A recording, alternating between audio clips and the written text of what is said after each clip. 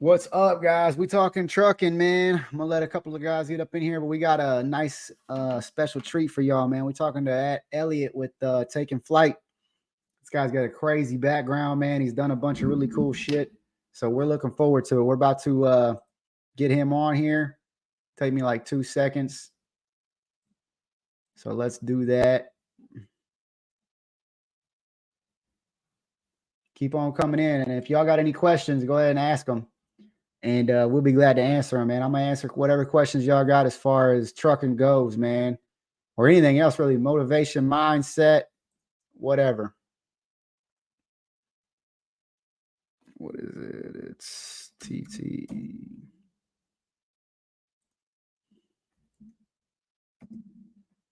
Come on in, guys.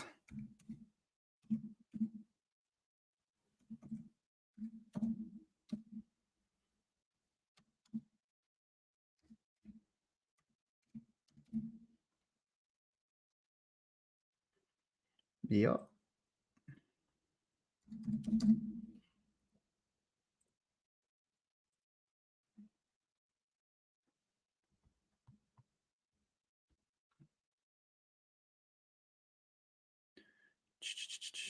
So anyway, we here, man. If there's gonna be any questions, comments, let your boy know. Hopefully we can get on Instagram too, man. Let's make it happen. I guess I got to go to Instagram off my phone.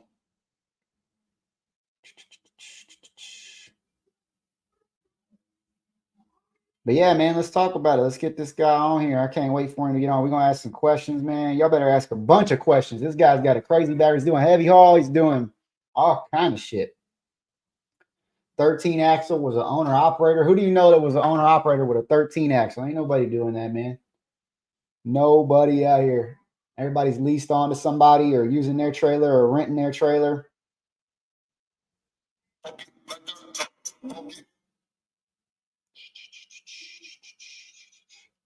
So he should be making it happen here any minute.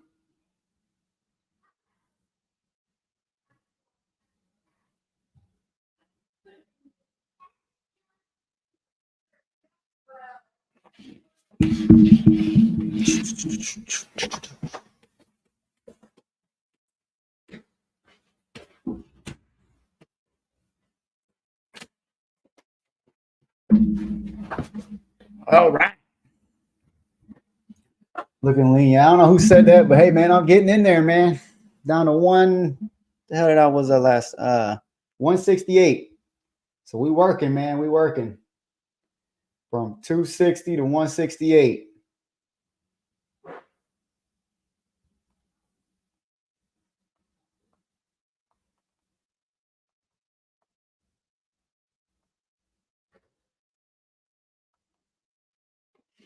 Here he is, man. Here he is.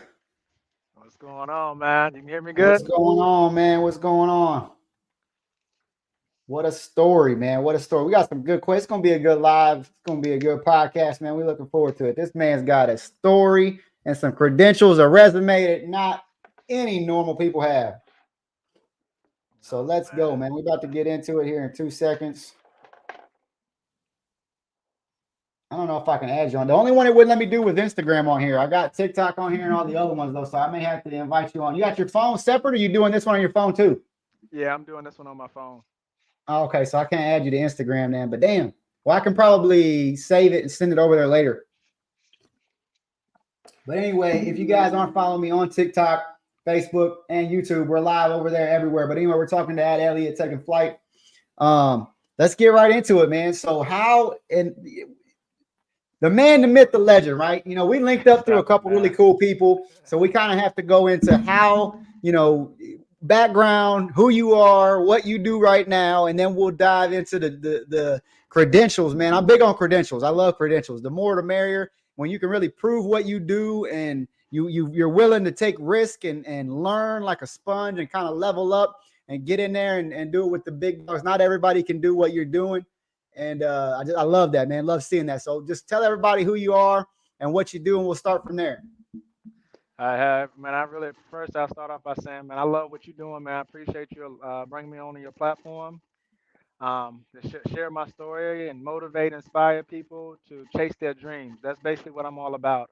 I tell people all the time, I don't chase money. I chase my dreams. I chase my goals, and it's paying off for me. So my name, I go by Elliot. My Instagram handle is taken underscore flight one. Um, Background, I'm from a little small town, South Hill, Virginia. I get right to it. I was brought up in a single mother household, and my mom always supported me, always inspired me, told me I can do whatever I wanted to do. And Right. man, and I'm 30 years old now, and I'm still listening to that. That's I awesome, man. left home at 17 years old. I went into the military. I went into the Air Force, and from there, I started working on aircraft. I worked on C-17s. I did that for about 3.5 years, C-17s, and that's a big cargo airframe. Right. And then after that, I kept seeing. I was like, man, what are these planes going? Everybody So taking off, what coming branch? back. So before we keep going, what branch of the military did you go in? You say you went in, and what branch of the When military? I was in the Air Force. Air Force. Okay. All right. Yeah. So So from there, you started working on. You started like at the bottom level, working on aircraft, getting around them. I wouldn't say the bottom level, but yeah, basically getting around aircraft, C-17s, and so C-17. A little bit of background about the C-17 is the second is actually second largest military plane. It's the only plane in the fleet that can actually back up, so there's some pretty unique Really? That's crazy. characteristics about it. That's something to Yeah, know. it All is right. the only plane that can back up, go reverse. So worked on those, and then I said, man, where all these planes going? I want to actually get in the flight deck. I want to see where these planes going. People coming back with white Hennessy and all this stuff from overseas. I'm like, man, I want to go. So that became my next goal. Is I wanted to get in the flight deck. So I applied. I became a flight engineer on KC-10s. So KC-10s, we refuel planes in the air. This is a trucking channel, so everybody know about gross weights and all that. The Yeah. KC-10, so it relates. The KC-10, we took off at 590,000 pounds. Took Daggum. off So with it was three. just a cargo plane, basically. No, it was a fuel plane. We took off with Oh, fuel plane. Fuel 340. plane. Yeah, you said Yeah, I fuel plane. mean My bad. we could put cargo in it too, but its main purpose was fuel. So we took Yeah, off I with got you. 340,000 pounds worth of fuel to give off the other aircraft. Okay. So we get up to So 30, how 20, long were you in the military for? Like, what was your term there? 8 years. I did 8 years. 8 years. Okay. Awesome. Yeah. Well, thank you for serving, by the way. I didn't get to tell you that, but man, I appreciate that. It was one of my dreams to go in, man. When I was younger, I actually wanted to be in special forces and go all the way with it, man. I just got one of them crazy mentalities, but all my family, Navy, Vietnam, uncles, brothers, Iraq, everybody was in the military. They all talked me out of it and was like, go into business instead. But I really wanted to go. I wish it's one of my biggest regrets. I wish I would have done it, man. I Man, had a lot of good friends that did it, and I wish I would have done it just so I could have those stories of camaraderie and be a part of it. You know what I mean? man, it is definitely I would say probably one of the best decisions I made, especially at such a young age. I mean, I made the decision to join the military about 13 years old. That I said I was going to the military. So in high school, like I know you talking about my resume and all the stuff I've done. I never took SAT. I never took a ACT or whatever it's called. Mhm. And I got in trouble. My teachers used to call my mom. Your son said he's not taking SAT, and my mom was supportive. Right. He said he don't want to take it. He got his plan, and I support him, and it Hey worked guys, out I'm for me. over on YouTube, Facebook, and TikTok. Instagram, I couldn't get it happening with him on it, but I'm with Elliot taking flight. Go over there and check it out. Sorry, I'm on Instagram on a little phone too, helping them send them that way. It wouldn't link Oh, up. okay. Oh man, But yeah, anyway, yeah. So Instagram go where ahead, all man. my followers at. I wish we was on Instagram, but we'll worry about that later. So yeah, Yeah, man. So like I said, became a KC-10 flight engineer, and the good part about being a KC-10 flight engineer was it was the only airframe where we actually got to fly to. I got you. So Okay. we actually got to fly the plane also. So basically, I was KC-10 engineer. I'm the system specialist. Anything goes wrong in flight, they looking back at me. Basically, I'm like a pilot supervisor. Make sure everybody's doing everything right, Right. safety wise. Make sure the airplane's doing So what it's where supposed to was you do stationed at? mechanical-wise. When I became a flight engineer, I was in McGuire Air Force Base in New Okay. Jersey. I know where that's at. I think I've picked up there quite a few times actually. Um, Yeah. they do all kind of stuff out of there. But yeah, so how does one go from, so military, that was like your dream when you was a kid. You wanted to do military, right? How does one, oh man, I lost him. You still there? Let's get him. He gonna come back in. Anyway, everybody that just came on YouTube at the Trucking Guy, TikTok at the Real Trucking Guy, Facebook the Trucking Guy. We got Elliot taking flight on here, man. We're talking military, we're talking aircraft, we're talking trucking, how you get into heavy haul at the capacity that he's in it. So hopefully he'll click this link, get back on here. I couldn't get him on Instagram. We're going to do another Instagram live, but I couldn't get my Instagram to link up to my computer. So that's where it's at. If you guys want to check it, YouTube, the Trucking Guy, TikTok, all those places. So anyway, but yeah, man, this is a super charismatic dude, man. He's got a hellacious resume, man, to be in the military and do everything that he's done and into heavy haul. He's back. Okay, we're good. That's all good. Me and yeah, man. And that's how it happens, man. You almost got to put it on like an airplane mode and go off Wi-Fi. I get the same problem all the time. But anyway, so the dream was when you were younger was military. You went and did that, had those aspirations. All right. But how did so you said you started at that level. How does one become a pilot? So basically, when being a flight engineer, I was basically, man, to the civilian world, basically that's what I was. It was a pilot on the KC-10s. So I set takeoff power for takeoff. I made decisions like I had to shut down the engine in flight before. I made those decisions. So I don't want to discredit a 100% military certified pilot by saying I was basically a pilot. I'm not going to take that away from them. Right. But I went through 2 years of training to fly aircraft. So with pilots. So like I said, I'm not going to discredit a military pilot. Right. But yeah, we're flight engineers. We work hand in hand with them. I actually could fly the plane. I've been in the flight seat. I got plenty of hours actually flying the plane. Right. Now, after I got out of the military, I was more of a pilot. I was basically a F-16 flight test engineer for F-16s. Oh, that's badass. For Lockheed Martin. That would be a dream to be able to just even sit in one of them things, man. I mean, I think I did some show one time, some like aeronautical show, and I know how difficult it is to fly because I've flown planes, and it's you know it's easy, but it's not easy. You got to spend a lot of time in them in order to get proficient for sure, and be around them. We definitely put in a lot of practice, and man, it becomes like when people like, man, you don't be scared or something happens. We practice stuff happening so much. Like when I had to shut an engine down in flight, it was like second nature. Like it only happened once every 5 years, but when it happened, like I was like, damn, I get to put to use what I've been practicing for the last 5 years. Right. So that's almost what it's like, man. We practice so much. So this is the big question then. So you went as military into flight engineer. You kind of achieved your dreams there. Where were you and what the hell were you thinking where the light bulb went off and was like trucking, or was there a step between trucking and that? It was actually before I went into the military. So my grandfather and stuff, he worked on trucks, he drove trucks. So I always knew, man, I was only doing 8 years in the military and I was gonna get out and start a trucking business. That was my childhood goals. So it won't just I just made a decision midway through the military. Oh, I'm getting out and going to start a trucking business. No. Right. And what's so crazy about that 8-year mark was I always wanted to do trucking. I always wanted to do airplane and trucking. I got a keychain, one with airplane, one with trucking. And when I got out of the military, I bought my first truck while I was on terminal leave. And when I did my first load, I was there. He's like, man, what made you get in trucking, or how long you been in trucking, and how long you had this truck? And I said, I got this truck yesterday. That's my first load. He was like, well, how long you was in the military? I was like, oh shit, it was 8 years yesterday. Yeah. I bought my first truck on my 8-year anniversary and didn't realize it until the next day. That's crazy. So serendipity, man. When people say God ain't real and faith and all that stuff, man, I beg to differ, because I didn't even realize I bought my first truck on my 8-year anniversary of the military. That's wild, man. That's awesome. So what was the first truck? What was the first one that you got? And what was your, like, you started your own company doing that, or you went and worked for somebody? So when I first got in trucking, basically it was a lease truck.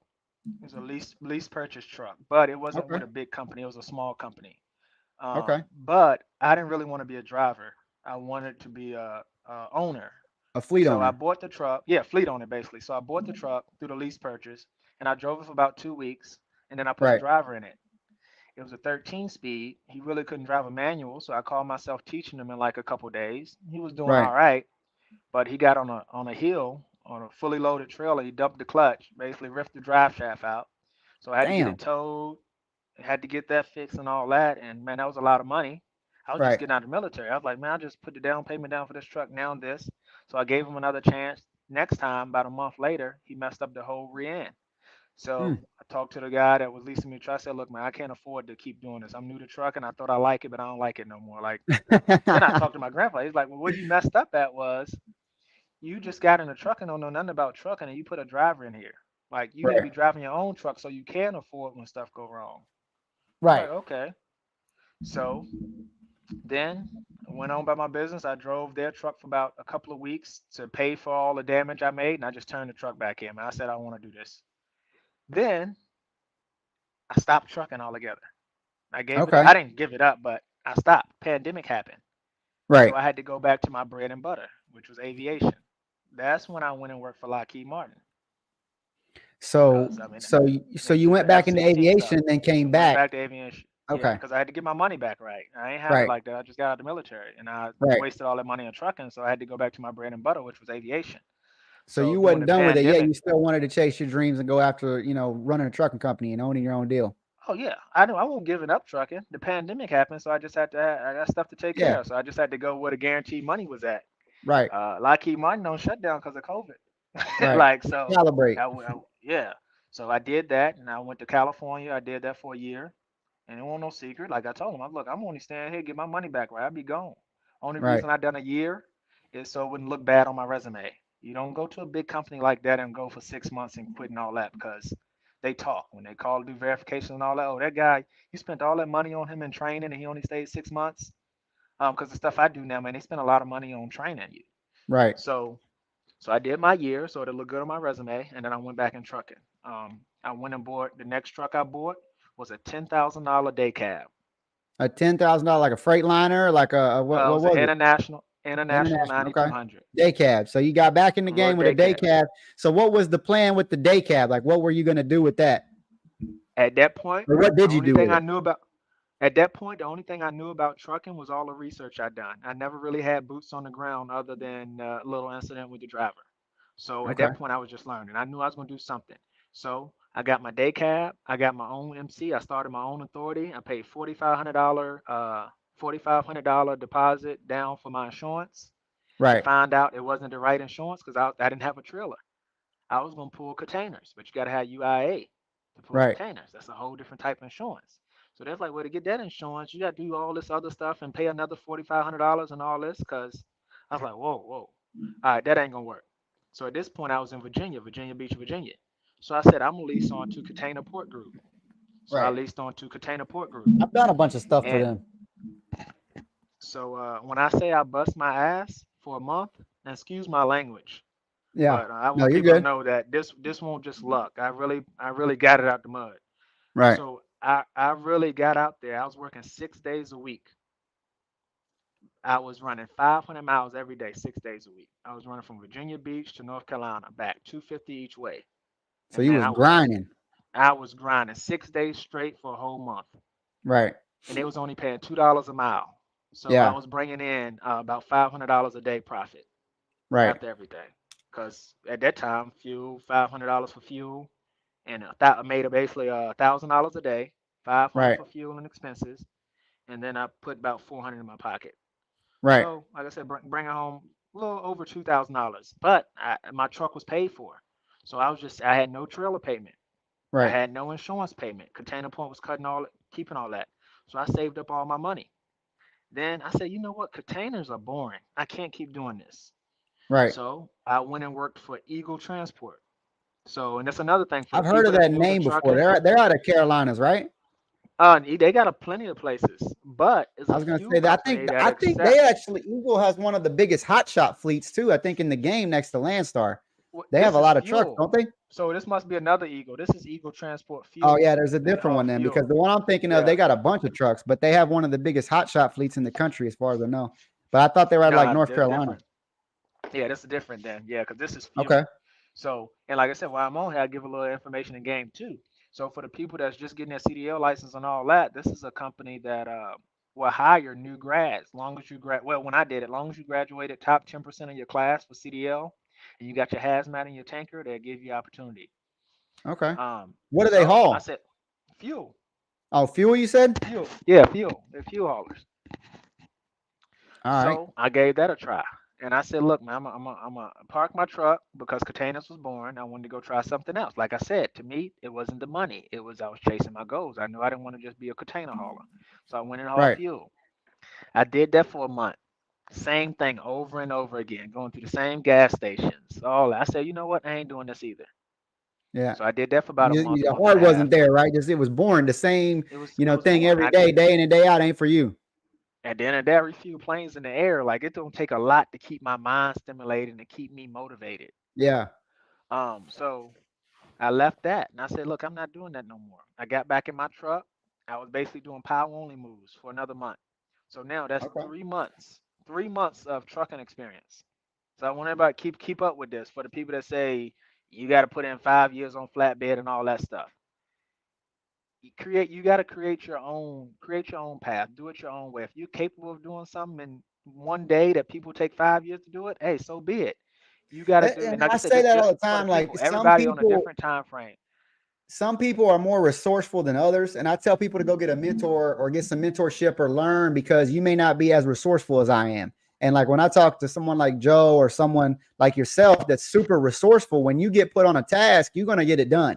I can tell right now you're the kind of guy I could send to go do something and I ain't gotta babysit it. It's gonna get done. And that's that not everybody is like that. And also, I kind of want to point out to people that, he did have these huge steps and it's leading into the heavy haul space. But that military background on that resume also looks really good too. People have to take that into accountability. And that's super important because a lot of trucking companies, people don't think about this, but they always ask, are you a veteran? And they put a lot of weight into that application when you are one, because they know, okay, he's been through some shit. He's done this. And it's just like having a 4-year degree or whatever degree. It's just proving that you had stick-to-itiveness. You're capable, right? You were willing to go through adversity and come out the other side. And that looks better on an application to people than just saying, oh, yeah, I got 4 months flatbed experience. They're like, everybody does. Who gives a shit, So they got to think about that, right? So anyway, I didn't want to cut you off, but I'll go ahead to the next thing you was talking about. You good, man. So we went to the fuel, and then from the fuel, we went to what? Basically just power only moves, trying to make money, man. And then I said, oh, you know what? This ain't working. So I linked up with this business guy. He had construction. He had his own construction equipment. He did construction in like New York and New Jersey and stuff like that. So we basically came up. He was looking for people that knew about heavy haul and could move his equipment because he got tired of paying these companies so much money to move his equipment because he moved it so frequently. Right. So me and him teamed up. I was like, look, man, I bring the knowledge and the body. You bring the money. I help you build your trucking company. 3 months of trucking experience. The only other experience I had was my own research, my own knowledge. And man, I started working with him. And 3 months experience, I was on salary with this guy. Because this is after the first month. He said, look, come in for a month. We go percentage. Show me what you could do. I made this man so much money the first month. He said, you know what? I'm going to put you on salary. I want to keep you and I want you to help me grow my fleet. 3 months experience. I was making $3,000 a week salary. That's awesome. 3,000. So basically $156,000 a year. My first 3 months in trucking.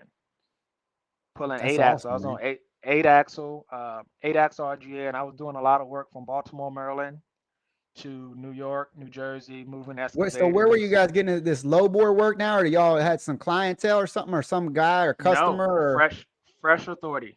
Fresh authority. So y'all was basically doing low bore stuff, port stuff, pulling out the ports and stuff out of Maryland and all that. Okay. Most of my work came out of Baltimore, Maryland. Right. And the reason he wasn't just, a lot of people say, ain't no driver getting paid that much and all that. but I deserved the $3,000 a week. I did everything. All he Right. did was bring the money. All he did was buy what I told him to buy. So Hmm. with that year I was with him, we went from one truck to five trucks. So you Um, guys went. So the first truck that you basically like advised him to get, or the first truck he already had before you met him, or whatever, was an 8 axle setup. it was actually a seven axle setup. Okay, It was a four axle truck. It was a 2020, was it 23? Whatever year it was. It was the next year truck. I got you. And I went and picked it up from Kenworth. It had 200 Okay, miles on it. 200 miles on damn, it. I took the plastic off the seat. Um, I that's got like awesome. I did everything. This guy never met me or nothing like that. He just seen me from social media and seen my background and all that and our conversations. And So do you like I said, think the went and picked him military up. had a like you talking about it and stuff and what you've already done and just him believing in you that had something to do with it? That had some weight on it. My the way so confidence. I tell people all the time, confidence. Okay, Confidence is key. And a lot of people, you got to be careful with the confidence and the cockiness. right, But in this line of work, trucking, these guys with all this money and all that, they're looking for confident people, confident, prideful people, because they know you don't want to let yourself down. right, So if you hold yourself to a certain standard, they're gonna always win by investing in you yeah, because okay, they know out because I'm so hard on myself for failure. So they'll be like, yeah. Elliot ain't gonna just go out here and fail. He gonna beat himself up too much, So you you know. had the 8 axle setup, or y'all went or the 7 axle setup, right? So you had what, a 3 axle trailer, 4 axle truck, RGN, I'm Yeah. assuming, or lowboy, or what was it Yeah, it that was our Fontaine RGN? 55 Okay. ton. So then, so from that point, you said when y'all got done that you had tried to help him get up to 5 trucks. What did you guys like? How did y'all come to the hey, we need to go get this, we need to go get that, and eventually that led up to the 13 axle situation? Well, so the 13 axle situation. Well, that's just part of my story. Me and this guy, this wasn't the same guy with the 13 axle. Okay, So basically, this the guy I'm talking about now with the $3,000 a week. Um, like I said, we did get up to five trucks. We got up to five trucks, five trailers. But he had started getting to the point where he started getting money hungry, being greedy, didn't want to do the right things because I did everything right. Like as far as permits, whenever I need a permit, driving during the daylight, not trying to leave early and all that stuff. Because hmm, I'm still scared. I got to do the right thing. Because I right, know if I go out here and hurt somebody or kill somebody, not doing the right thing, the consequences that come with it. But we started hiring on guys that didn't care. They just needed a paycheck.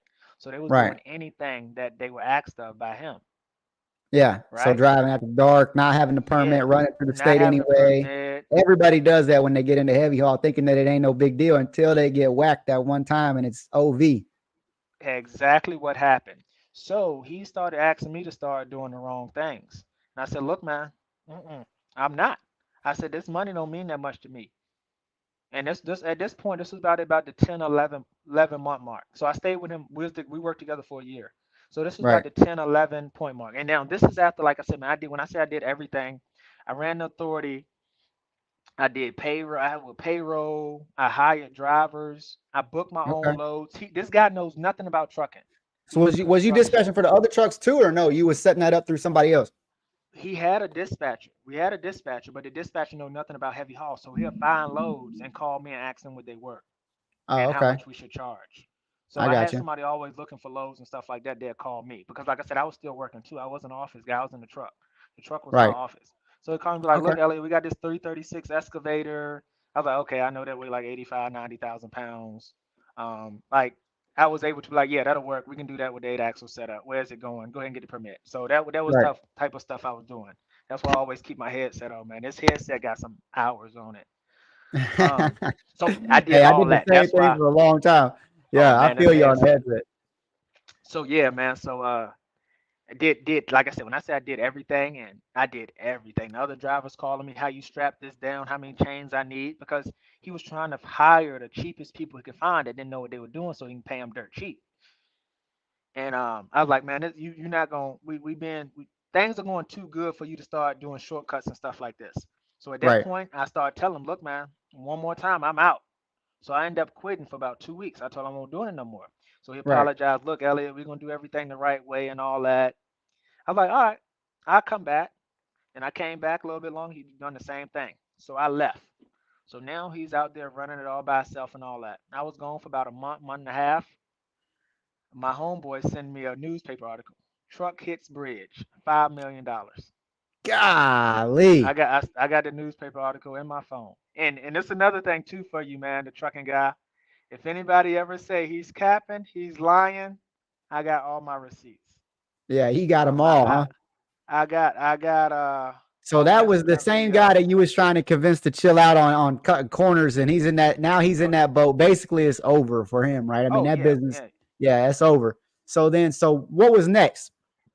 So after that, I took my. I still at this point, I had my little day cab parked at the yard. So my day Right, cab's still there. I had to let him know, like, I don't need you.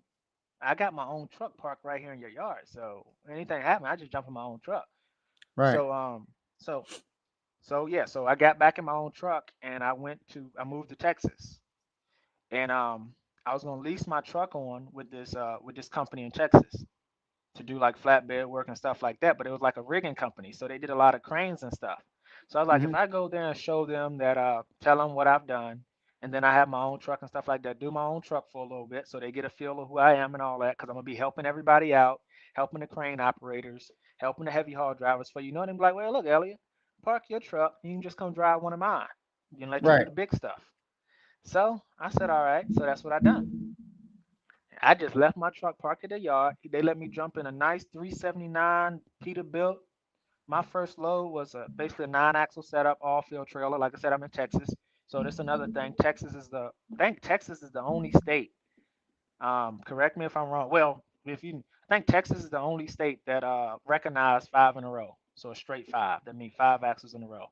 So basically, I Yeah. was an So all-field trailer. Texas laws are so much easier with heavy stuff and more axles and trailers and equipment than anywhere else in Yeah. the country. They're more laxed, and I love running through Texas because every time we go through there, instant permit, instant issue. You ain't got to deal with no BS. But everywhere else you go is just problems, man. So yeah, And it you know they give you basically 2 feet bigger on all dimensions before you need escorts in Texas. So right. most But they states you also need self issue escorts at. permits at like Tennessee and a lot of states cut it off at certain weights that Texas will self issue. Big loads. Well, yeah, well, they used to do that for me. So now I'm at the point now, man. My empty weight right now, we 250,000 pounds. Oh yeah, they ain't doing that. So, Yeah, but it's still the cheapest place for permits. We how long are we? 210 long, 210 feet long. yeah, But anyway, Texas is like you said. Texas is the easiest, smoothest state when it comes to heavy hauling. So anyway, so yep. I went and worked for this company. I worked for them for about 3 months. Yeah, about 3 months, I'll say. And what was you pulling for the three? Because you said you went over there with your truck trying to do some flatbed work, and then they put you in a Put nine me in axle there setup. nine. Well, no, so they had bigger trailers too. Oh, okay, But like I said, at that point, man, you got to think I only had like a year experience altogether. right, So the guy wasn't. He was gonna put me in an old raggedy truck and let me pull flatbed around. I went outside talking to the guys on the yard and all that. I was like, hold on, you know a little bit more than you acting like. He was like, right. what you really do? What you really know? And I was like, well, I done this, and that. So they went in there and Yeah, said, hey man, fuck that, put that man in the Peterbilt. He's like, I ain't there putting you him in go. my damn Peterbilt, brand new white Peterbilt. He was like, all Nice, right, hey Ellie, the guy said that you can get in this Peterbilt. So I'm gonna trust you, man. Don't fuck this up. So right. I got another opportunity, That's awesome. and 2 seconds. and nine Hey, the axle. guy who's talking is Elliot with at Taking Flight. We couldn't get it to link over to Instagram, but it's on Facebook, YouTube, TikTok at the Trucking Guy, the Real Trucking Guy. Go to all those channels if you guys want to go from Instagram over there to see it live. He's on the screen. I couldn't get it to feed into Instagram, but anyway, Elliot Taking Flight, heavy hauler, ex-military guy, great credentials. We're talking trucking. A couple of questions they were saying who was talking, but anyway, so they let you get into a nice Pete, and you was able to deliver results on that. I'm assuming is the story, Yep. right? And execute, and then so where are we going from there? From there, what did I? Right after that, what did I do? After that, I think I took. Oh yeah, after that, I did my gambling career a little bit. So after that, I took a few. That was around Christmas and New Year's and stuff. So I took some time off, and I did a little gambling career. So I started playing poker. I got Okay, pretty good at poker during the pandemic. So I was playing. Well, I need to stop playing, but I played Omaha, so four card poker. So okay, I played that for a few months, and that was pretty lucrative for me. but I got kids, and you really can't depend on poker. It's up and down. So I was like, I gotta Right. go back to work.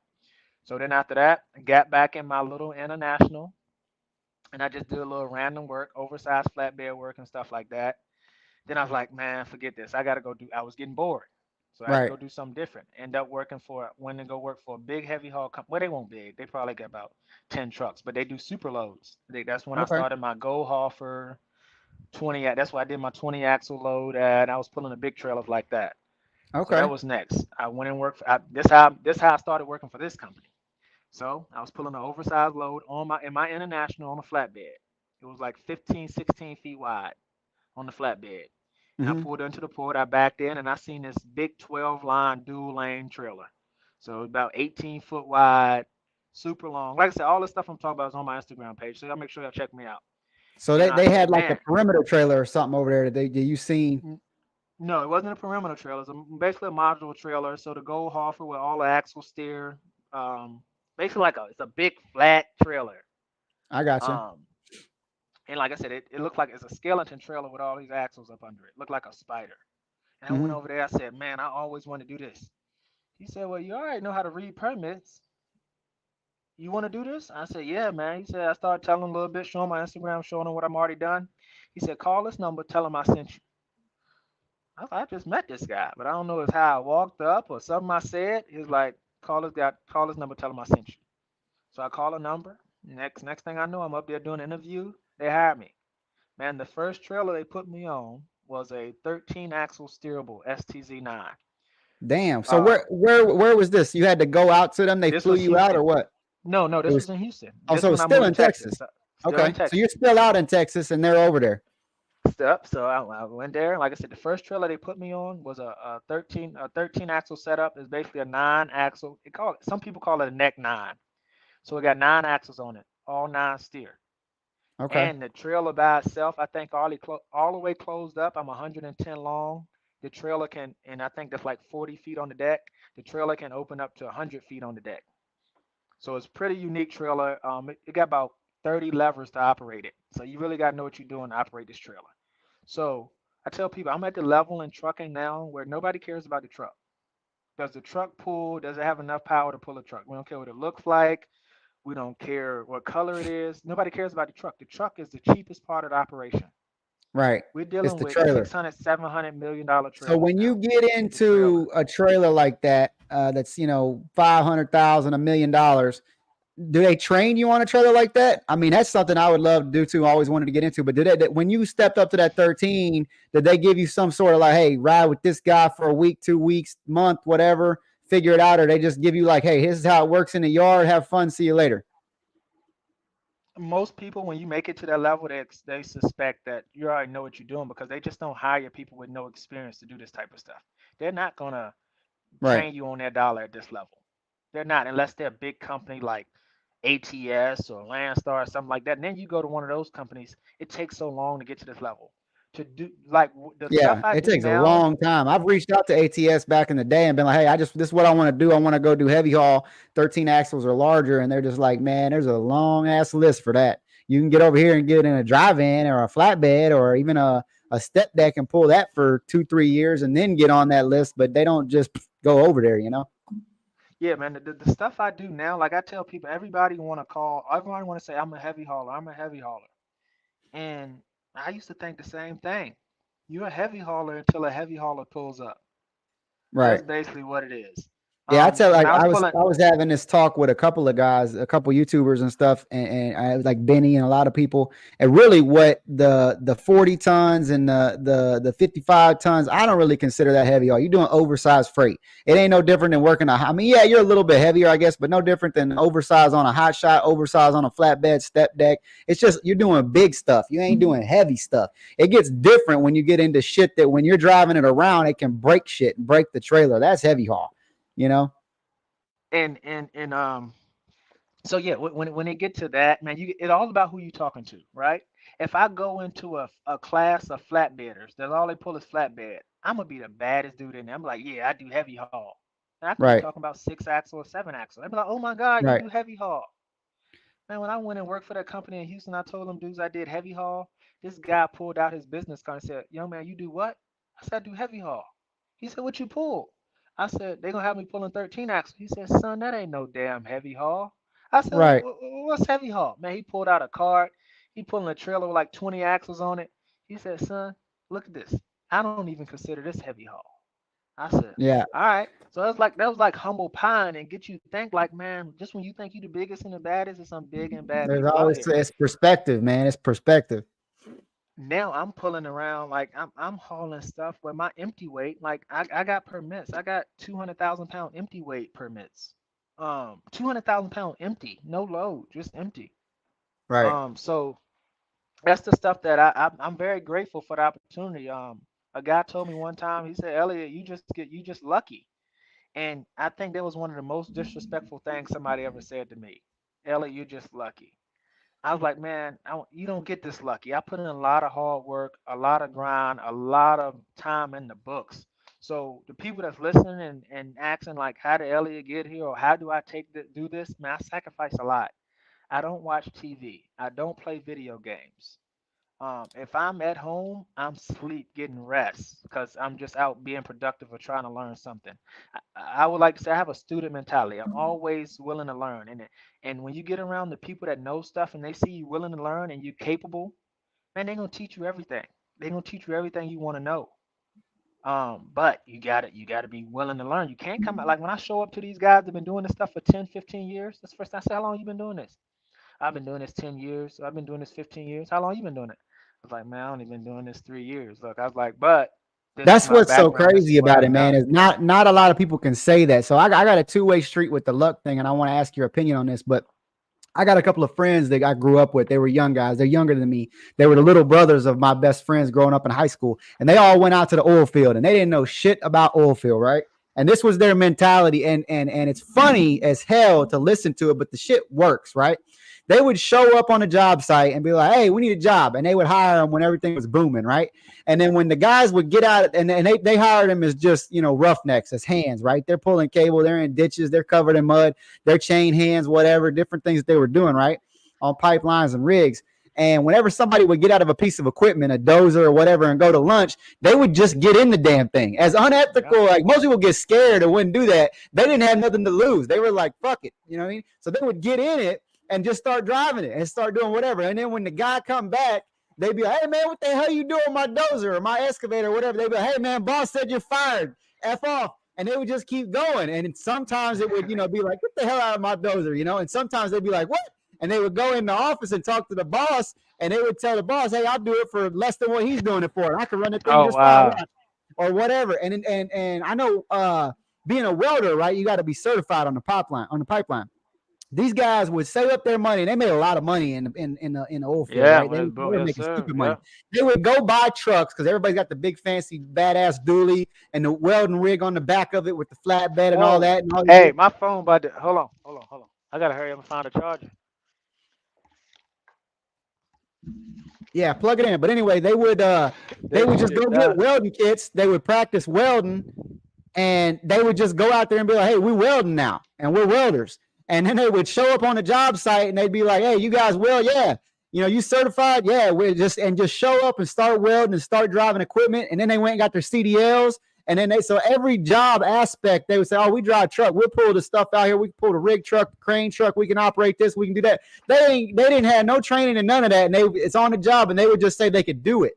And it worked for them. And as funny as it is, it's just having that confidence, like you said, and that ambition to want to do it and walk on the job like, hey, I can do this. And not everybody can do that. Not everybody's that resourceful. And not everybody's willing to put their neck out there like that, because sometimes it gets chopped right off. And they've been sent walking, and whatever. They go to the next job site and do it again. But both of them now have great careers working for people that they're like, hey, these are my right-hand guys. They can weld. They can drive CDL.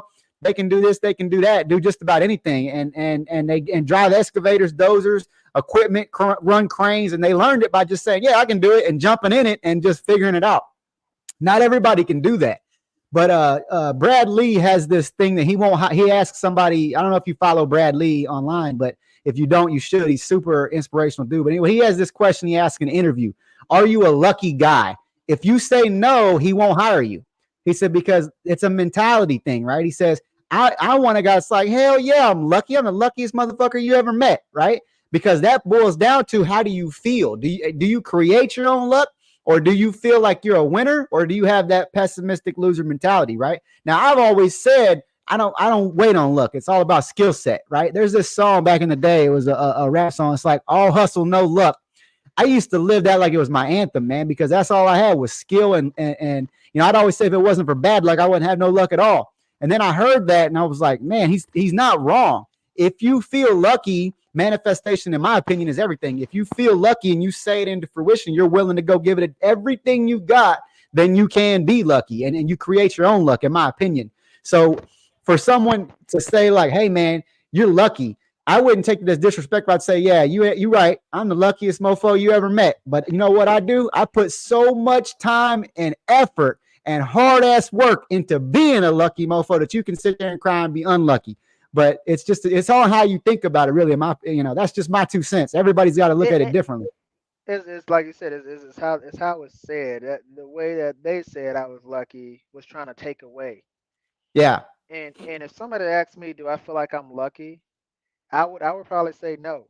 I would probably say no. I don't feel like I'm lucky. So in that opinion, in that particular interview, a guy who's like a billionaire wouldn't hire you, but you have every other credential, but that one thing would keep you from getting hired. So that's just the way I look at it. From now on, I say, hell yeah, I'm lucky. Because you really don't want to, and the way he says it is like, if I'm betting on you and I got to put a bet in, I don't want somebody who's like, I ain't lucky. That doesn't seem, you know what I'm saying? So that's the way confidence. And like I said, that's confidence. That's just like, are you lucky?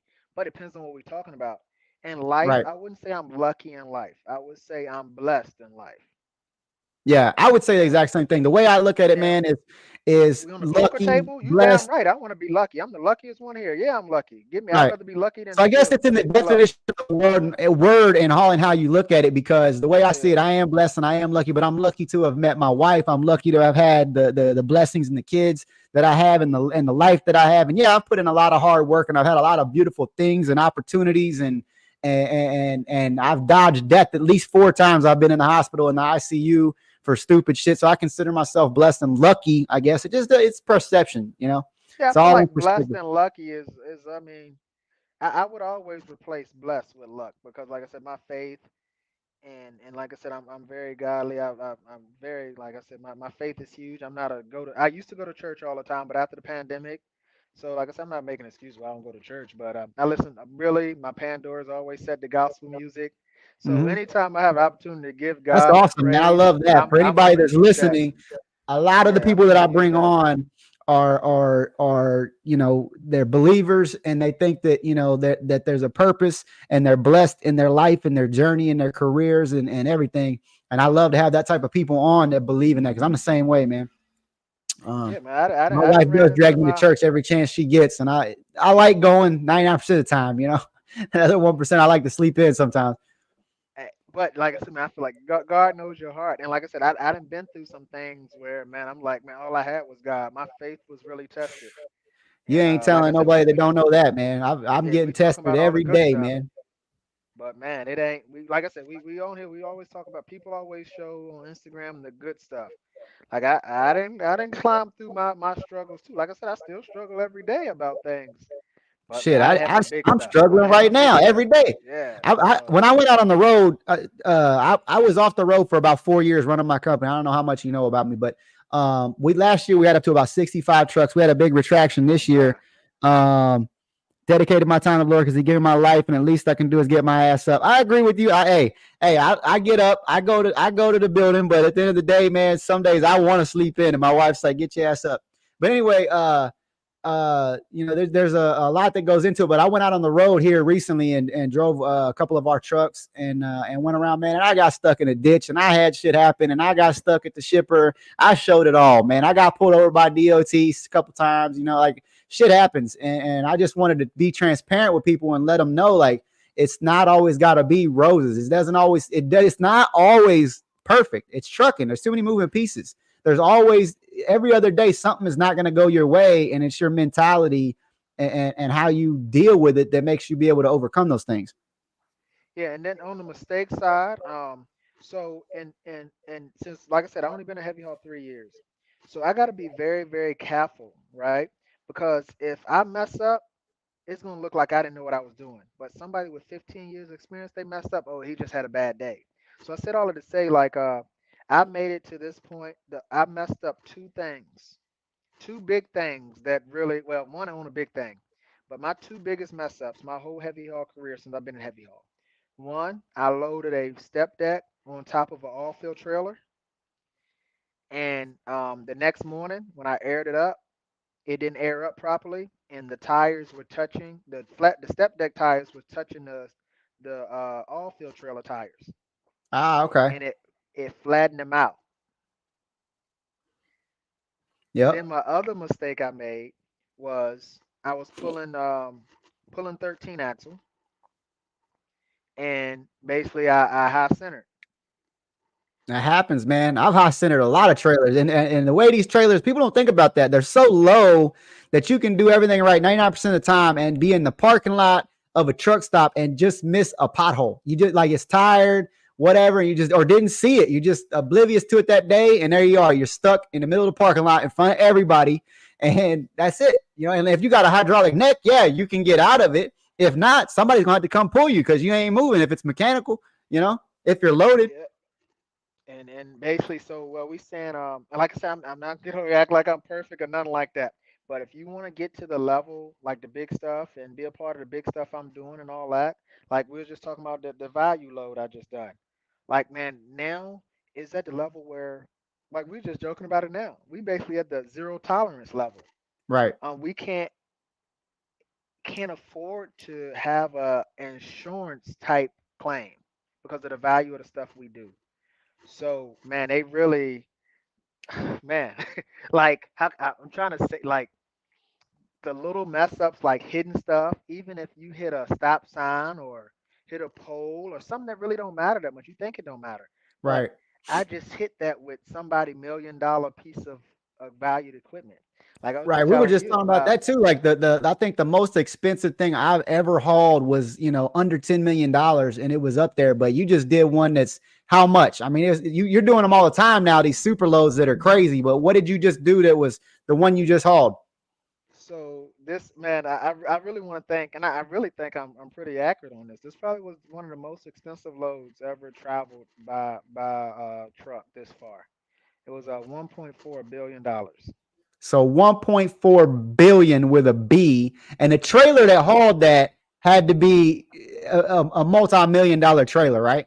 No, no. So the load wasn't heavy. It was about 18 foot wide, and it was about 15.6 tall. Okay. And it weighed 65,000 pounds. So we actually used a Faymanville six axle, Highway Max six axle trailer. Um, Yeah. Axle steer because being 18 wide, you want to be able to maneuver if you need to. But most time you don't really have to steer that trailer.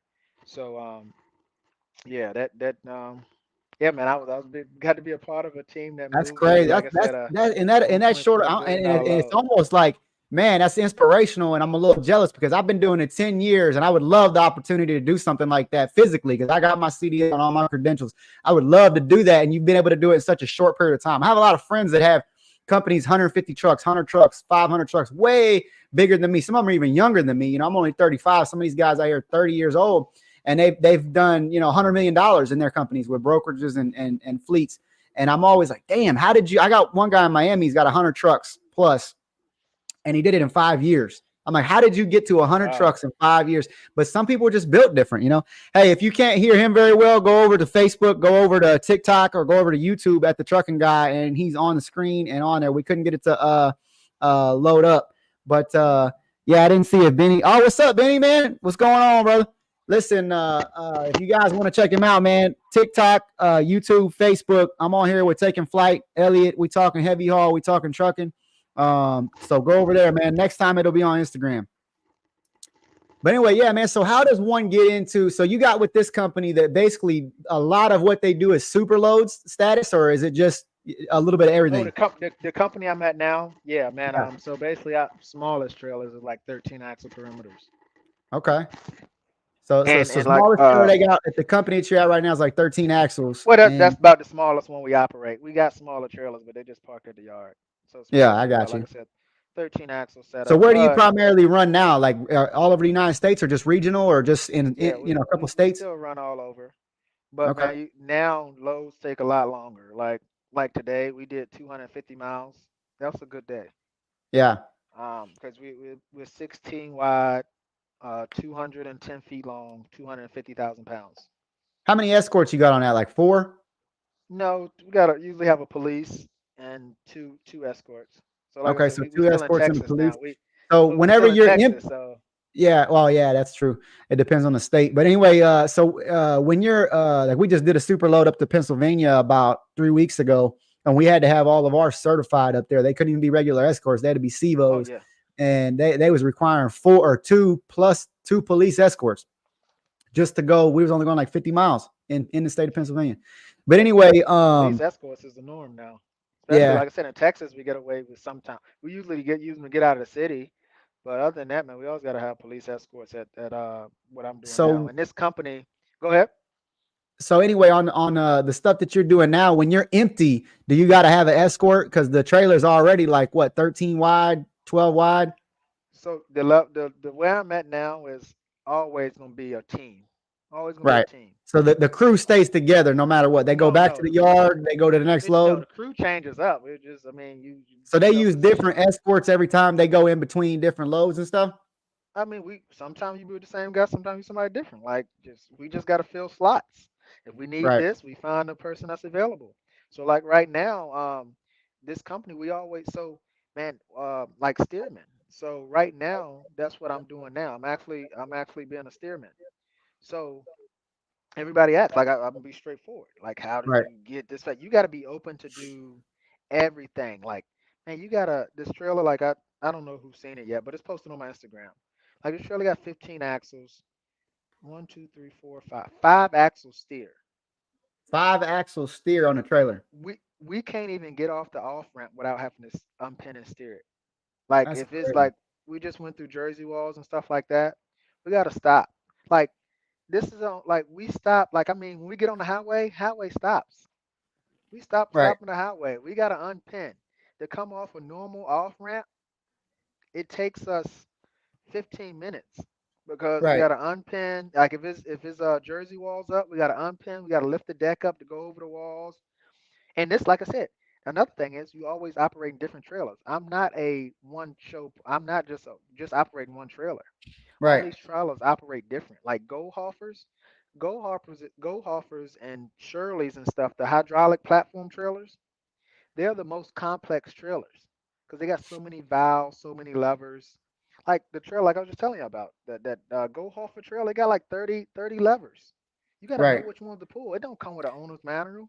The So owner's when you manual going and from doing these, you Germany. doing them by yourself, or do they throw another driver in there with you, like a co-pilot guy riding with you to help you So, out? well, right now on this trailer, somebody else is driving this trailer. I'm steering it. I'm part of the steering crew. Okay. But and that's another thing. If the trailer, I just learned this today. If you can ride on the trailer as a steerman, you're supposed to have your CDL license. Oh yeah. Well, that's what somebody told me. I didn't look into that, but it makes sense. Because I Okay. mean, you got to think you're operating something bigger than an 18 wheeler in the back. You control the whole back of the trailer. Right. So yeah, man, that's what I'm doing now. So now I get the opportunity to be So on you're all able to big get stuff. into it at all aspects, from the front to the back to the side to whatever they need you. You just fill in. Hey, I'll do it. I'm jumping. You Just want so to you be can at be this around it level? and in it, involved. Yep, because you got to think, man. I'm running around all the people that have been doing it. They didn't get to touch stuff like this till they've been in heavy haul 10 years and Right. stuff like that. So somebody like me only been in 3 years like that. Like they gotta justify why they allow me to be around this, because it's gonna Right. piss people off. When we got this 30-year-old guy been in heavy haul 3 years and we got him on a 20 axle setup, like what the hell? The Right. bosses know what they're doing, but they gotta come in. They gotta bring me in nice and slow. They don't want me to be the most hated person either. So the company that you're with now, do they have a lot of crew out there, a lot of drivers and stuff, a lot of trucks, or no? They're kind of a smaller mom and pop company. No, no, this company is part of Bennett. They're Oh, the okay. heavy haul division of Bennett. Okay, cool. That's awesome. So, what type of credentials do you need to be able and I know you went to CDL school and all that, but what type of credentials do you need on top of it to be able to do some of this tough stuff I'm big on credentialing. So I know you got the military background on the resume, and that's a pretty extensive military background on the resume. But what else you got on there other than just a basic CDL? What endorsements do you have to be able to do this, or what do you have? And then I know you did the fuel, so obviously you had hazmat. But what else? Do you got your TWIC card? You got a passport? You got some of the other stuff you need if you're moving to do anything else? So I have a TWIC card, double. So the main one to do this type of stuff is doubles and triples. Right. Beyond doubles and triples, that's the most important one to do this stuff. Doubles and Okay. triples, all that other stuff, TWIC card and all that. Yeah, you might be able to get on the port and all this, but really, doubles and triples is a must to pull multi-axle setup. Um, then after that, man, to be honest with you, if I had to answer, if somebody asked me, how did you do what you done so fast? The way I really done it was I created my own experience, right? So we left out about a whole 8 months of what I've done. That really plays a crucial part in what I'm doing now. So I was an owner operator with a business partner on a 13 axle setup and a 55-ton stretch setup. Mm-hmm. So you was able to get in with a smaller guy or smaller company to let you get your time in and kind of cut your teeth on a 9 and a 13. That's where Yeah, you think the basically differentiator, where it's harder to get into that. That's where you think you really kind of that's had what the that was the curve game that, changer right there. that That was things the game changed. changer. Then that was just recently. Yeah. Because the other company I worked for in Texas, I was there for like 3 months. So they gave me the opportunity and I didn't mess it up. That's why I learned the go offers and all that. Right. But I was always I would say I was always under supervision, right? I wouldn't say they taught me nothing. Well, I mean, obviously they taught me something, but nobody was like, Elliot, let me show you how to do this. Because another thing, when you get to operating these go hoffers and all these trailers, these guys really don't want to teach nobody how to do it because they know it's so hard, it's so unique. That's their Right. job security. Operating a go hoffer, YouTube ain't gonna show you. Yeah. They ain't Google not nobody gonna out here show on you. YouTube doing anything past a 13 axle that they're even talking that I know of. If there is anybody, comment below because I don't know anybody out there that's even doing more than I, a 13. I don't even know very many guys online doing 13s. You yeah, they're got not a, gonna a teach you that hand stuff, select full man. of people that are even doing RGN and filming it and putting it on YouTube, you know? And that's I think like I mean that's basic heavy equipment stuff. I wouldn't call it basic. Like I said, I know where I came from, so I'm not calling it basic or nothing like that. But there's different levels of heavy haul. And so when you get to the 13 axle steerable trailers and all that, man, you building these trailers. You got people at the yard. Sometimes you got 30 feet of deck section. Sometimes you got 60 feet of deck section. Taking multiple days just to build the trailers, hooking up hydraulic lines, connecting trailers together. At this level, man, it turns in from trucking to like engineering. Right. And nobody really want to teach that stuff because this is their job security. But what these companies are realizing is all their drivers and operators are 50, 60 years old. They Right. better They're all start being bringing in phased some out young eventually. people. They better start bringing in some young people to learn this stuff because nobody's teaching it. Nobody teaches it. You can't really learn it. If you put how to operate a go hoffer in a book, is it's almost like reading a book how to fly the plane and go fly it. Right. Good Yeah. luck. It's one of those things you got to learn by putting your time in, a lot of hours of Yes. practice, just like flying a plane, really, because Yeah, running exactly. that stuff, like the bridges and underneath and bypassing and routing. And, as well as I know you've been doing it long enough, them routes ain't always the right route, and you don't know that till you've been doing it a while. I've had many times where they've sent over the route. I'm like, this ain't going to work. And I had to go be like, get it resituated. And maybe you have somebody in the office doing that at your company you're at, but that happens sometimes. So you got stuff like that, know how to operate the equipment under load, under stress, under certain, duress or whatever that it takes to do that has to be taught by somebody who knows what they're doing. Yeah, and like I said, man, once you get here, to be honest with you, the bigger I'm gonna say it, the bigger you get, the easier it is. Right. As far as like traffic and stuff like that, like man, when I was so like I said back, and we let me stop. I got to really tell this part of the story. So basically, I was an owner operator for a 13 axle and a 55-ton stretch, and I learned so much in about that 8 months of time because I did everything. I did my own permits. I got my own escorts. I called in got my own route surveys done, booked my own loads. Ain't too many 13 axle owner operators with their own authority that Right. understands how to run that setup and be profitable. Yeah, I they really did ain't. that with When it gets basically to that two and level, a half usually years of those experience. guys are pretty big and they've got Leased on. multiple 13s Yeah, or, well, they're leased know, on to they've been in companies the or the game 40, company 50 got it. years. Yeah. But When people find out there I ain't done no all owner this, operators out here with one authority. And a reason for that, if people would think, well, it ain't that hard, whatever, you can go do it. It ain't even the fact that you could go buy the equipment. Yeah, maybe you got some credit, you got some money, you everybody can can buy the buy the equipment. equipment. The loads, they're not going to trust just this little mom and pop shop company to do these type of loads, right? One person said, I'm gonna tell you what though, you try doing your type of work, you better know how to move excavators without tipping or whatever, and cranes and stuff. That's true. I mean, you do need to, that stuff, it really ain't that hard, but I've been around equipment my whole life. So that's kind of second nature to me, is don't, mess up. But to some people it ain't. I see that like Wad's always doing securement courses and stuff, talking about how to back up an excavator, how to start it, how to swing it around and stuff. And I guess if you really think about it, the average person doesn't really think about that, weights and off balance and things like that. But I mean, you've probably been doing it a while now too. It's kind of second nature to us, but I grew up around it. If you went in the military, you were forced to be around equipment, and do things and kind of figure it out. They always throw you in there like, here, do this, Yeah, you gotta be you gotta use your common sense out here, and like excavators and stuff like that. You want to get in a heavy haul, like you can't be scared to just jump into something you never jumped into and figure it out.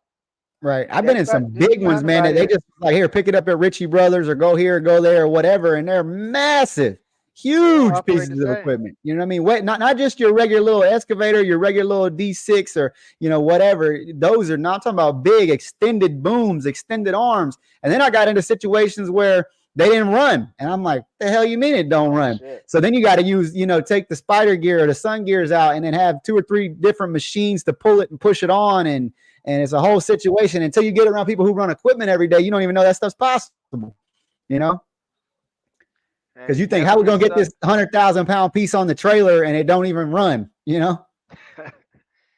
but there's a way for everything. Get around the right people. So anyway, so you got into the 13 axle and all that. So, as we kind of, get trickled into it and where you're at now, you're happy where you're at now. You feel the challenge and you rise into the occasion, and it's obviously going up from here, but now you're where you feel like, this is where I'm supposed to be, learning at this level. And you're someone who really likes a challenge. Like I assume that just by the way you've talked, you're like myself, because if I'm doing just flatbed, I'm bored to death. If I'm doing, I ain't no way. If I had to go get in a reefer or a drive in, unless I was dead broke, I would do whatever I got to do, but I wouldn't be happy. I after doing heavy haul or even doing oversized loads, wide loads, super loads, even on from hot shots to flatbed step decks, I enjoy that. I don't like doing normal shit. It sounds like you're the same way. Same. Yep. But the only complaint I have now, man, is crazy, man. And the complaint is I'm used to working hard. When I was like I said, when I was on the 13 axle and the 55 ton, man, I'm working hard because I was doing everything. Right. Everything. Now, my only complaint is we don't work enough. Yeah. We don't work enough. Like I said, today we did 250 miles and everybody is happy. Right. Good job. Y'all did 250 miles today. Great job. Keep up the good work. 250 miles. I think we left today at 11:30. We was parked at 4:30. Right. And we did a great job today. Like everybody's happy. That's the thing, is what's the word I'm looking for? The amount of just precision, and you can't take risk with that type of work. It's hurry up and wait. Your goal is that 250. You achieved the goal. We're not going to try to stretch it because we already have a plan, and we're going to just, you can't run it like anything else. The goal is, when you're this big, your goal is to find your next parking spot and get to it. Yep. So, and that like I said, if it's 100 miles down the road and we ain't found nothing else, hey, we gonna drive 100 miles a day and we parking because that's our next parking spot. Right. The goal of this level of trucking is find the next parking spot. Right. And everybody. Hey, what's up, Wild Man? Go to Hauling Cash. Everybody that's checking in, man. Go. It's not going live on Instagram with both of us on there, but it's Elliot with Taking Flight. We talking heavy haul. We talking super loads. You can catch it on Facebook. Click over to TikTok or click over to YouTube and you can find it that way. As far as he said, what's wrong with reefers and shit? I mean, nothing, man. It's just not for me. I've done it. I don't like the lumpers getting ripped off. I don't like the sitting and the delay times and all that. I'm more into the open deck stuff. It's just more fun for me, equipment and things Yeah, like that. we're not down in no other industries. At this point, we're just talking about do what you want to do. It's all about what you want to do. Some people love doing reefer. Some people love doing cattle. Some people, we just love doing heavy hauling. It's just a heavy haul channel. Exactly. So it's not that nothing wrong with what other people is doing. We're just Right. talking about this Some part of people heavy just, haul that. some people like, it's tomato. Some people like it a certain way to do things. And some people would be stressed out and scared to death to pull a oversized load on a 6-axle setup. They're like, I would never do that. Y'all are effing crazy, whatever. I've heard it all. But at the end of the day, some people like me and him, or like, Benny, or some of these people that want to do it, we enjoy the challenge. And that is where we thrive, is under pressure and under a challenge. And it's fun. Some people think that's not fun. That's crazy, but it's all on how you look at it, man. Yeah, we need that different stuff, man. So exactly. But what I want to get into, man, and this is like, I like to do this with everybody. I ask this question. I'm a big reader. I'm an avid reader. I'm someone who's always looking for inspiration, motivation. I'm a very coachable person. I like to learn. But what as far as Elliot goes, you seem like you're a physically fit dude, and you come out the military, so you probably have some good life habits there. But is that something that's important to you, as a lifestyle, healthy lifestyle, staying in shape? One of the things I see in trucking a lot is a lot of, people who don't take care of themselves very well. And that's kind of a sad state of affairs. But I'm someone that's always on my mindset. I'm going through a lot of work right now to, have goals. But is that something that's important to you? healthy trucking, healthy lifestyle, as Yeah. far as eating and all that. Yeah. I got lucky. You I got just lucky, a huh? fast You just got them genetics. I got a fast metabolism, and yeah, man, I want now. That's another goal of mine. Is I do want to. I'm in a hotel room every night, weight room, everything. So I do want to start eating better and working out and getting healthier. But I wouldn't say I'm in shape. I'm just skinny. I got lucky. Yeah. But at least you're not out there just, slamming McDonald's and drinking every weekend and every night and all that kind of stuff. We eat good. Yeah, you're at Good least part trying, about- you know what I mean? Yeah, well, I wouldn't say like, man, we'd like today, my buddy, he said I'm going to get Whataburger. I said, what? Like, so we usually go somewhere and sit down and eat a good. That's a good thing about this, man. It's not a normal trucking lifestyle no more. You live outside of being away, you live a pretty good lifestyle in a nice hotel room every night. Get to eat breakfast in the morning, eat a good dinner. And So when people think of trucking, what you do is the upper echelon. I mean, you staying in a hotel every night, eating good, not stressed. Y'all put in a big day, but it's all teamwork. You're utilizing getting, the main goal is just get the load there and not fuck it up and take your time. And that's kind of the upper echelon of trucking, when you say. Yeah, definitely, man. That's why a lot of people say you gave up the owner operator. So I still own my own truck. So I have a truck and a driver doing container work and stuff too. So I understand that, but my driver that's doing containers, that's making like $1,000 a week, he does 3, 4, 5 times the work I do in a day. Right. And some people, he may be happy with that and tickled to death and be local or whatever and be just, tickle pink with that. But everybody's different. But I mean, I don't know for a fact, because I've not reached those type of heights. But wouldn't you say that this is kind of the pinnacle and there ain't a whole lot of room to go up from here, right? If for trucking, yeah, nah, you still got. I mean, I've heard of a few people getting into some like specialized, like CIA government type stuff. Even bigger, man, even bigger. So, like a guy I just worked for, he's the top driver for the company, and he had to pull a 13 axle a couple of weeks ago. He said, "Man, I haven't touched a 13 axle in 15 years." Damn, man. That's wild. He said, I forgot how to pull a 13 axle. That's crazy. That's cool though. So that's something that I don't know how you say that name, but Sabio said, I want to do a challenge. I want to challenge. I want to do some cool shit, move some cool shit. Hey man, get out there and do it, man. The only way you're going to do is by, trying and jumping in. And like I tell everybody as a joke, man, throw your hat in the ring if you think you box. But, sometimes life's about bobbing and weaving. And if you bob when you were supposed to weave, you get hit right in the teeth. So this game ain't for everybody. I know everybody on YouTube heavy haul crazy right now. It's like the fad. It's like the cool thing to do. Everybody wants to do it. Everybody sees this big money. But like I've asked everybody, and I'll ask you too, they don't give that money away, do they? No, they definitely don't. Definitely don't. And we was talking about, like I said, talking about the owner operator side. People think it's so much money in being an owner operator. And to be honest with you, Yeah, so I statistically, get to speak. I get to speak to y'all. And like I said, this is what I want to do. I want to help people out. When it comes to being an owner operator and when it comes to be a heavy haul driver at this level, it makes no, unless you're trying to do a fleet, it makes no sense to go out here and try to, right now, to get an 8-axle setup, you're looking at about $400,000. right. That's What about people don't two. understand is it's not just buying the equipment, it's getting the That's the access easy part. to the relationships that they won't give mom and pop shops like myself. They won't. I'm telling you, I'm out there trying to bid super lows every day, and you just can't get them. It just don't work like that. It takes, like if you look at Joe's case, he's been in the game a long damn time, Exactly. and he ain't got one every day. He's got one here or there, and he's happy with that, and that's awesome. But he's Because still he can working every afford to day do to that build those because he's, relationships. and it's another thing. A lot of people get on this social media and they look at people and be like, well, if they can do it, I can do it, but they don't understand the backstory. Right. They They ain't just they ain't they see ain't understand what it takes to put that time in what and it those years takes. and Speaking of and Joe, me and Joe real cool, right? Yeah, he like a mentor to me when it comes to, like I said, I have different people that I use for different stuff. Now, everybody that I talk to that I'm cool with, I'm doing way bigger stuff than now. So, but I that's got the to way give it's them that supposed to credit. work though. That's the way it's They supposed help. to work.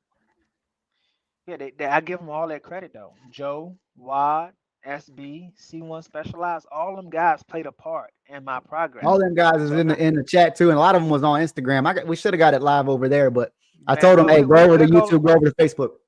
We'll get on live on Instagram tomorrow, man. Forget it. Yeah, I'll be in we'll the do that hotel too. room about 5. But yeah, all So, really good people. But if you look at their stories, like you're saying, it's credentialed the hell out, just like yours is.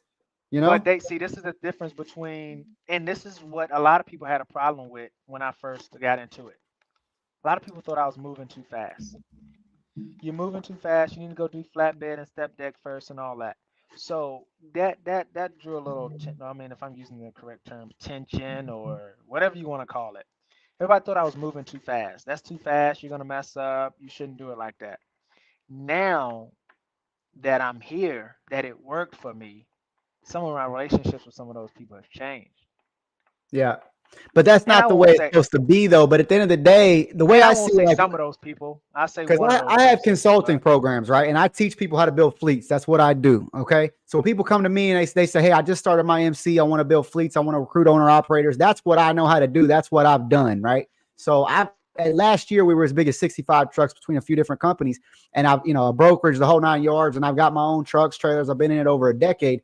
But when people come to me and say, hey, this, my goal is to get you to here. And then I hope you exceed me. I hope you do better than me, because if that's not the way it's supposed to be, then what are we doing it for? You know what I mean? Because there's people that are going to be harder worker than me or have more ambitions than me or whatever. have So different that's the goals, goal. different inspiration. Like for instance, Yeah, me and Joe talk. We talk all the time, and this is one of me and Joe conversations. We joke around all the time, but at the end of the day, He's running a business. right. I'm chasing a dream. I tell people all the time, I don't chase money because when I was making the most money in my life, I was depressed. Yeah. So that opened my eyes to money alone can't create happiness.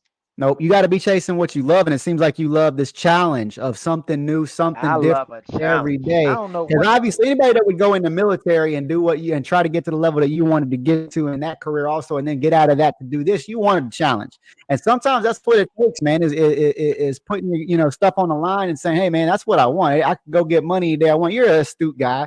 You're a smart individual. If you were really chasing money, the money would come, you know what I mean?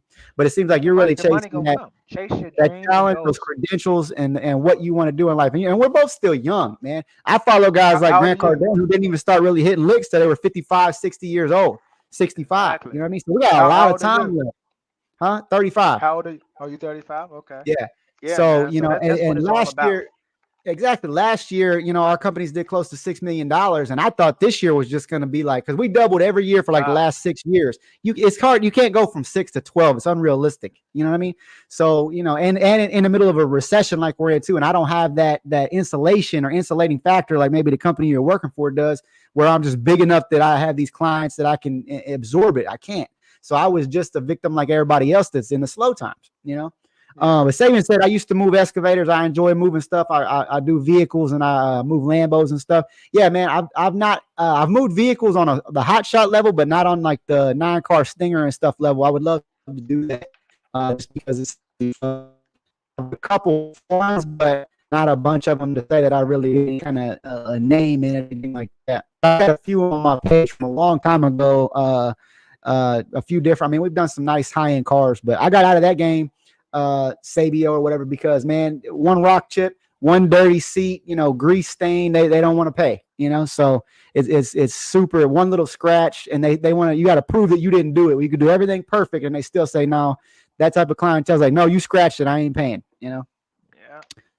So I got out of that. But anyway, man, yeah. So what is I wanted to get back into who you are. We're gonna do a couple of these. I can already tell, man. But we got it's so much to jam in. That's just like asking somebody you can't do it all at once. So I like to get into the guy and the man, the myth, the legend. But what kind, where do you get inspiration from? What type of materials are you a book guy, video guy, podcast guy, a YouTube guy? Like where do you get your inspiration from? Where do you get your mentorship from? What inspires you, motivates you to want to do shit like this or anything in life? Man, what inspires me? I always been super motivated. I always wanted to be different, do more. Um, I think, man, I'm just like, I don't drink coffee. I'm self. When I wake up in the morning, I'm ready to go. After about all I need is 10 minutes, I'm ready to go. I'm just basically like, uh, I'm just self motivated, man. I want to do all that I can do. So Tomorrow's not promised, that, so if I can do it all a day, that's what I'm trying to do. And what my about what kids, type of my mom. influential figures then? Like who's somebody, whether it be celebrity, whatever, family, friends, who's somebody that you're like, man, I like what he said there. I like those aspirations. Is there anybody out there or a couple people, it doesn't matter who it is, but who have you heard, like you listen to, you like, what kind of stuff gets you there as far as people? Well, oh man. So my media family, man, my family, my mom, my uncle, my grandfather. I owe them a lot when it comes. Like I said, all my family treated me well, but my mom, my grandpa, my uncle, they were very key in my life. My mom supported everything I did. I could do no wrong in my mom's eyes, but I didn't. She didn't have to worry about me doing bad because I didn't. I wasn't easily. I wasn't. You couldn't peer pressure me. I didn't do no smoking, no drinking, and nothing like that. And that was because my uncle. So my uncle grew up. My uncle's 10 years older than me, and I used to see him around his friends all the time. His friends smoking, drinking. He would never do it. So I was like, man, but okay, my uncle don't do that stuff, so it must not be good. So that's what I seen my uncle do. Then Mm-hmm. my grandfather, man, he dropped out of school in third grade to take care of his family. And I seen how hard working he was and how much he taught me.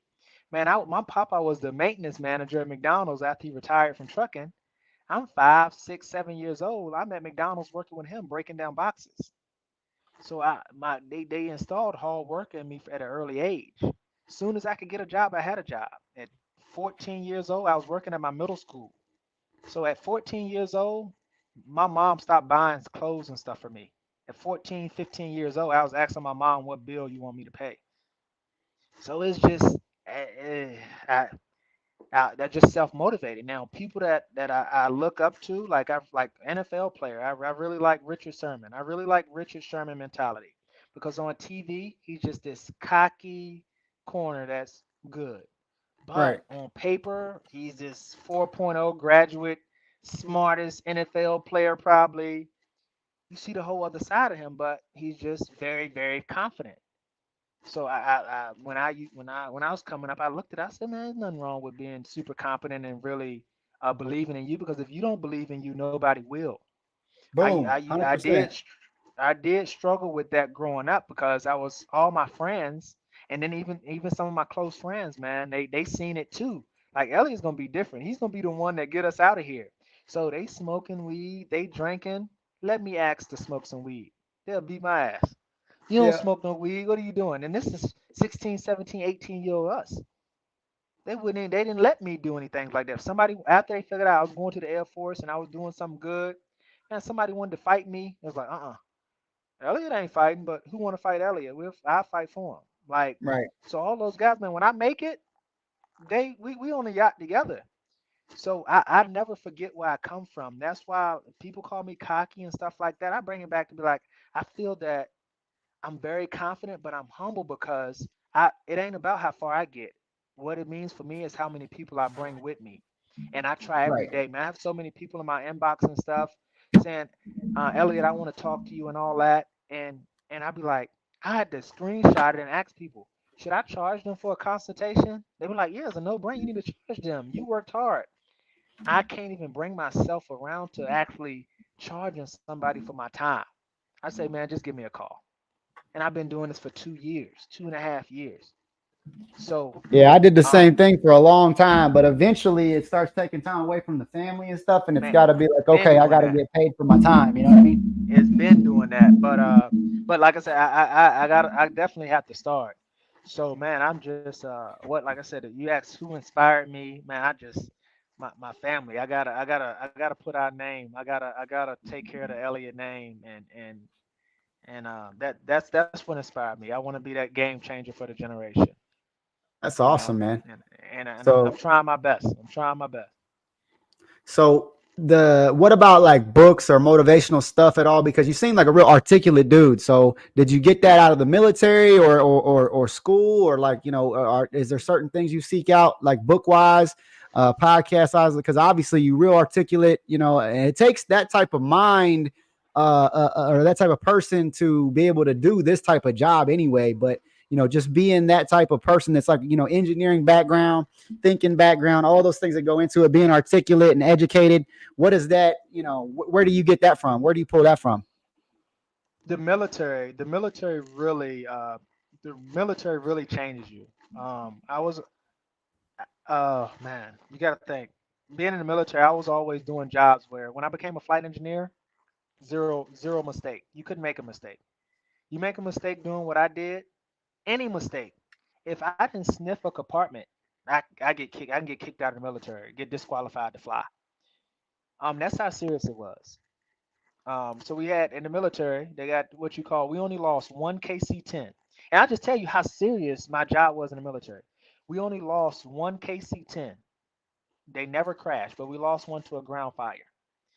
What happened was the engineer didn't sniff the cargo compartment. We got a little cargo compartment where we lift up, we got to sniff it. He didn't sniff it before he applied electrical power. And it was gas fumes down there. He applied electrical power and the plane blew up.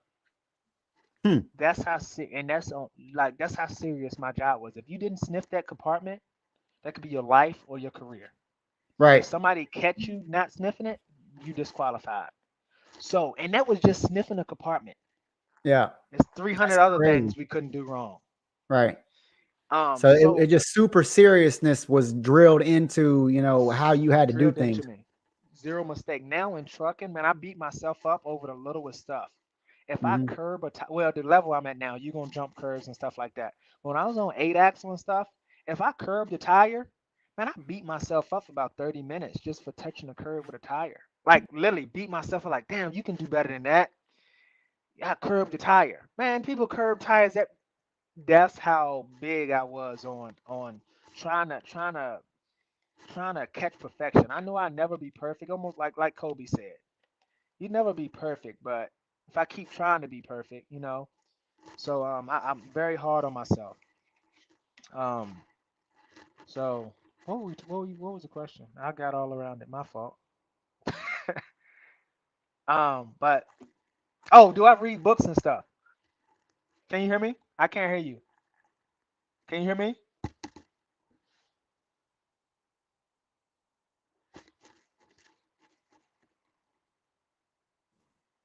How about now? I can hear you now. Yeah, it went mute. Yeah, My stupid yeah. phone over here falling. So do But yeah, I we read getting ready to books? wrap it up anyway. But just books, podcasts. Like, what kind of information do you go to right now? Do you listen to any books while you're on the road? I mean, doing this kind of stuff, you got to be pretty alert. You can't really mess around. But Exactly. Yeah. yeah. So it ain't I'm on the like normal TV a stuff. lot But now. But yeah, man, I listen to a lot of ET. I listen to a lot of his motivation, and I watch YouTube motivational videos on YouTube. I haven't done it in a while because I'm super motivated right now. When I do watch motivational speakers and stuff like that, I listen to how they do their job because that's next in line for me. I just did a speaking event in Dallas in front of about 400 people. I used to speak at high schools and stuff a lot. So that's actually that's another goal of mine. I want to be like almost a full-time speaker. So yeah, I'm building my resume up so I can speak on all different subjects. If you want to go to the military, you want to be in a heavy haul, you want to go fly planes, I'll be able to speak to a whole crowd of young people and let them know you can do whatever you want to do. You can do everything you want to do. You don't yeah. have to just do Just one. motivational So wise and inspirational wise, because you've that's what I overcome want to so do. many hurdles to get to that point. It's pretty awesome. Yeah, so yeah, that's what I think my real goal is. But as far as books, outside of like knowledge books, like when I was in the military, we had to read when I was in training for about 4 years out of 8 years of my military career. So I didn't really have time to read books or anything like that. I was always studying. Hmm. But man, it teaches discipline. Now in the trucking world, man, I'm always reading permits and reading rules and regulations on different states and all that stuff. So that keeps my mind sharp. But I'm about to get into reading and sharpening my mind more. But like I said, I can't. Yeah, well, I be doing a lot already, man. I'm trying to get better and better by the day, but I can't do yeah. too much. Just Yeah. anything, man. If you have any you want any recommendations on books or anything, let me know, man. I'm always trying to develop and learn new from different people and get recommendations. But you say basically ET. I get that from a lot of people. They love ET, man, and he is very, very inspirational dude. So, Yeah. but that's pretty much it, man. Everything I got. I appreciate you coming on live. We did an hour and a half, man. Uh, So obviously we keep talking going for a minute. Uh, and as soon as you have time, man, we'll jump on another one. This one I didn't get to record, so it won't be on the podcast, but it was live on Instagram, TikTok, YouTube, Facebook. So the next one will definitely drop on Spotify and Apple, and we'll do this again, man. Maybe tomorrow, like you said, or whatever you want to yeah. have me on, Hey, I'll be glad to man, do it. I'm open whatever, man. Even when we want to get to more specific ones, just to talk one area. Yeah, that's the thing. It's such a broad subject or broad topic that we could talk about it for days. And it's like a cake. It's layered. You know what I mean? So Yeah. there's so much to it that it's hard to just pack it all into one thing. But we try to get just generalize the man, the myth, the legend, and then go from there. Yeah, yeah. This was just basically an introduction one, man. But like I said, I appreciate you having me on. Everybody get out there, man. Go chase your dreams. You can do whatever you want to do. That's the part I want to get out there. You can do whatever you want to do. Just you gotta start soon. Don't tomorrow ain't Awesome, promised. man. But all right, Where can man, they we'll find you talk, at? man. Where can they find you at? And man, all I really got right now was Instagram at Taken TAKEN underscore flight one. Um, I got to get more active on there, but I got some pretty good contact. You can have content on there. You can see my story from where I started to where I'm at now. It paints the picture pretty well. And yeah. Awesome, man. We're going to have you back on, man. We greatly appreciate it, guys. Thank you for all the questions and the engagement. And, go check him out, man, on Instagram. And if you guys have any questions, reach out to us or reach out to him. We'll be glad to answer them. Thanks. All right, my man. Appreciate you. Appreciate you.